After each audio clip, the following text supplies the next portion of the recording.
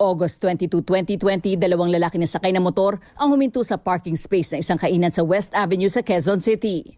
Maya-maya pa, bumaba ang isang sakay ng motor at nagmasid bago lumapit sa isang SUV.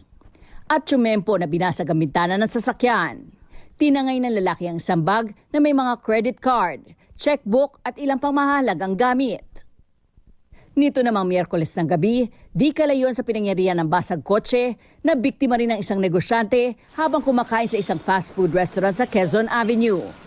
Nagulat na lang kami, wasak yung bintana ng gilid ng kotse sa driver side. Isang cellphone ang nawala ko na nagkakahalaga ng 39,000. Nang gabi rin yun, isang opisyal ng Philippine Navy ang nagreklamo matapos mabiktima rin ng basag kotse sa may Roosevelt Avenue. Nakuha ang ilang magazine ng baril, mga bala pati ang kanyang wallet.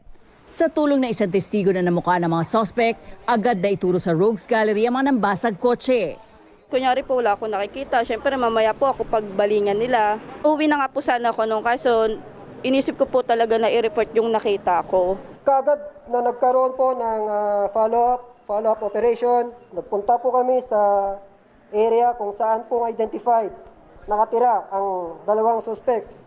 Ay doon po namin sila nakuha, ma'am. Sa Tindalo, Tondo, Manila. Naaresto ang mga suspect na sina Mark Penetrante at Devon Meneses. Nakuha sa kanila isang ID ng sundalo at wallet na wala ng laman. Ayon sa mga pulis, si Penetrante din ang nakuna ng CCTV na bumasag sa SUV at nagnakaw ng bag sa West Avenue noong August 22. Aminado ang dalawang suspect na sila ang nagnakaw ng mga gamit sa sasakyan ng sundalo at negosyante. Sabihin na po natin 20 po, tag-10,000 po kami, ganun po. Benta po agad sa po. Tsaka dapat po maging alisto na lang din po sila.